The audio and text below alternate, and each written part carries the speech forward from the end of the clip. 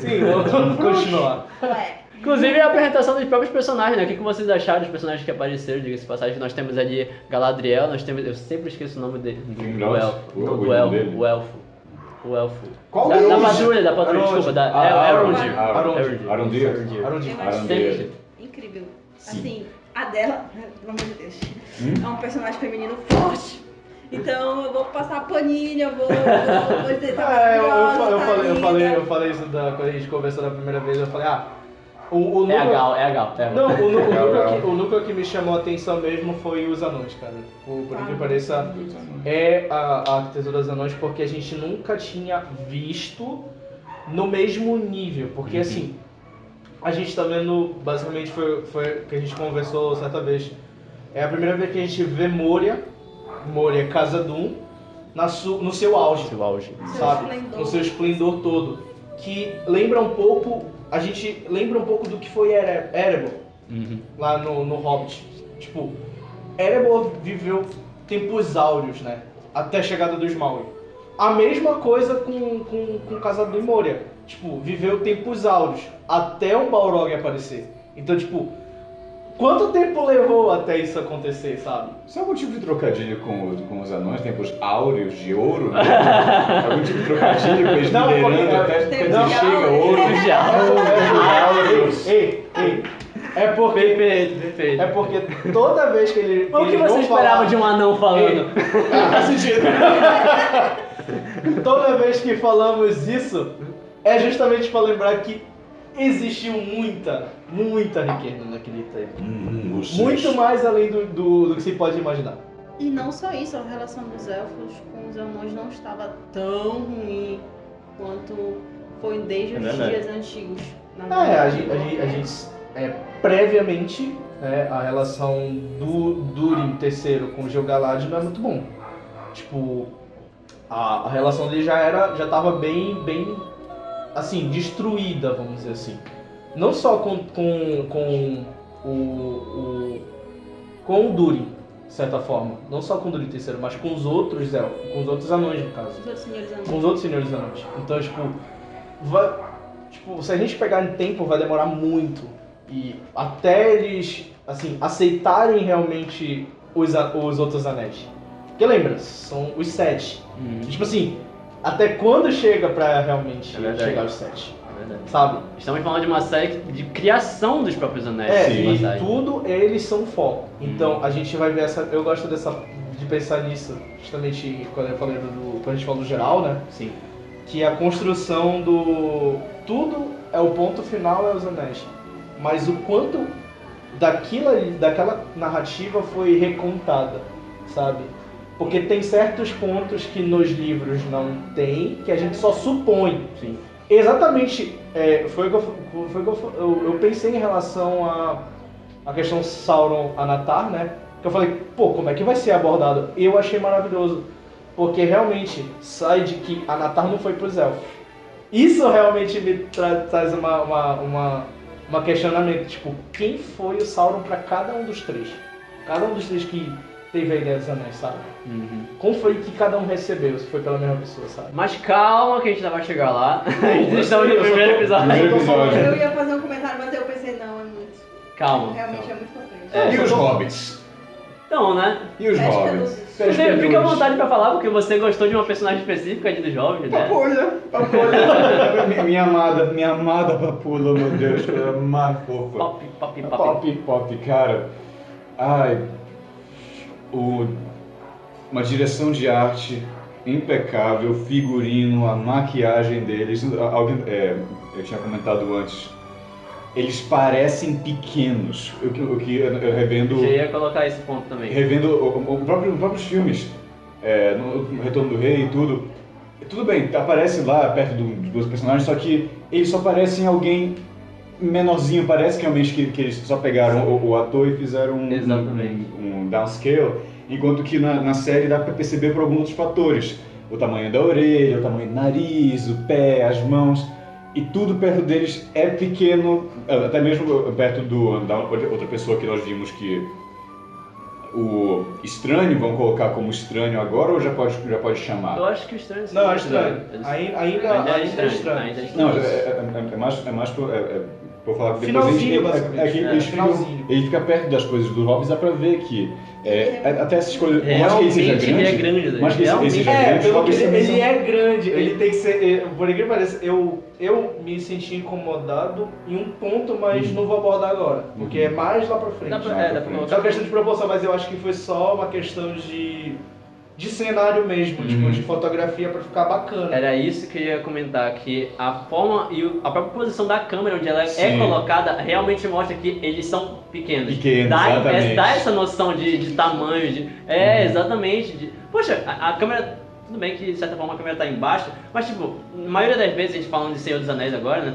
As câmeras estão vindo de cima, pra dar aquela impressão de altura em relação ao personagem que está perto da câmera. Mas sabe, quando eu falei da E tá aí da diretora de passagem, fotografia, Gandalf e o- a questão da diretora de fotografia, eu não fui à toa que fui pesquisar, né? Quando eu fui procurar o nome, aí eu vi que ela é uma equipe, né, de diretores de fotografia, mas a diretora mestre é a mesma que fez O Senhor dos Anéis, depois de Senhor dos Anéis.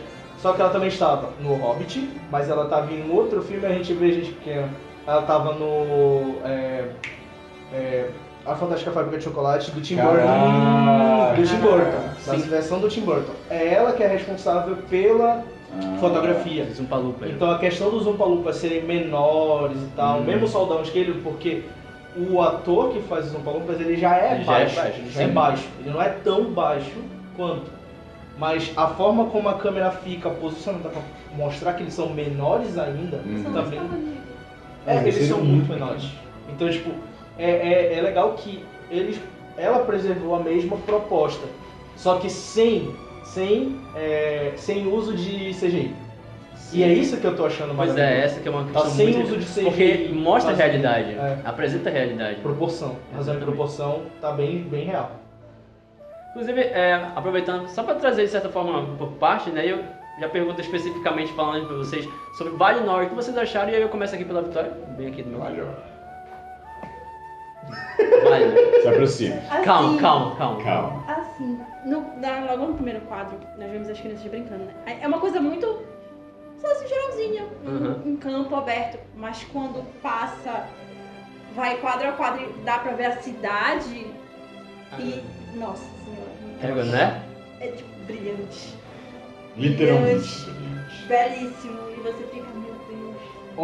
Onde eles estão, mapa, é aqui. Pode falar. Né? O Jardim de Lorien, que é basicamente de onde vem o nome da família da Galadriel, né, de Lorien, que é basicamente nessa área aqui. O rio corre até a cidade principal, até pro centro. Esse é Lothar. Isso, ela vem de lá pra cá. Ela corre passando por dentro do rio. Aí é interessante que a proporção tá quase exata, né, distância assim. Porque a cidade principal é Valimar, bem no centro. Só que onde eles estão é mais abaixo mesmo, mais próximo da floresta, da planície da floresta. Onde mostra aquela versão dela mais criancinha. Porque basicamente tudo é amplo assim, o espaço é amplo.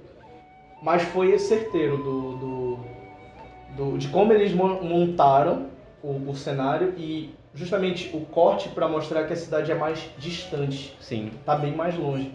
Porque realmente eles estão bem... Valimar do Jardim de Lorien é muito longe. E chegar andando realmente vai demorar. Não é rápido. Ele só tem cavalos assim pra se locomover de um lado ao outro. Pô, tá de sacanagem que a cigarra começou bem agora. Né? Caraca! Mas assim, tá bem... eu gostei dessa forma.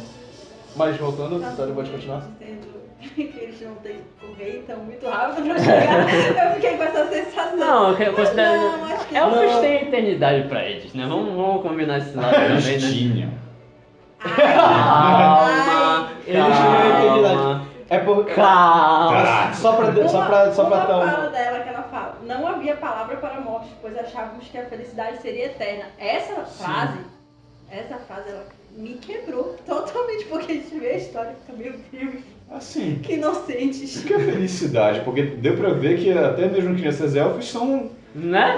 Uns diabinhos. São crianças. Porque são É crianças, obrigação eles deles. não têm... É obrigação da criança. Não, é porque assim... Não quero Criança quieta, como assim? Isso parte muito daquela questão, né? Até onde vai a questão Melkor pro mundo, assim, sabe? A gente sabe que Melkor é a personificação de tudo que é mal, né? Sim. Até quanto ele é real, a gente sabe que ele tem uma persona real, que é Morgoth, né? Persona real. Mas até quando a parte, tipo, psicológica realmente existe, sabe? O quanto ele influencia, assim, ser real. Eu acredito que ele influenciou muito nisso. Exatamente. Porque não havia armas em Valinor. Isso. Não havia. Ele foi lá no Fëanor, que ó, só no ouvidinho dele, olha, e se a gente fizer isso, se a gente fizer aquilo. Não havia. Tanto que mais lá pra frente a gente vai ver que não é um absurdo. É a sensação. Que eu tô É a falando, sensação. Sem passar 3 horas falando sobre pré-história, é um absurdo. É um absurdo, é um absurdo. Porque assim, se a gente vê até onde isso Ainda. levou... O Teleri não gosta de novo. Dá pra entender Sabe, completamente. Mas assim, só já indo um pouquinho mais à frente, né? Aonde vocês, olhando esse mapa, vocês conseguem ter uma ideia de aonde o Sauron realmente se instalou? Morgoth, Sauron e Adar. Peraí, não invade, não. Adar? Valinor. Ainda Valinor. Ainda invade? Sim, ele se... Porque assim, antes de Morgoth sair, Sauron, Sim, Morgoth sim, e sim. tal, ele teve a guerra. Ah, porque a guerra já tá em Valinor, sim. Isso. Tá, ok. A guerra que ocorreu em Valinor, Uhum. Morgoth se fincou em algum lugar, em um ponto. Assim, a gente, pra quem lê Beren Lúthien um pouco, ou até um pouquinho antes, né, Filhos de Húrin, a gente tem uma mera noção por descrição.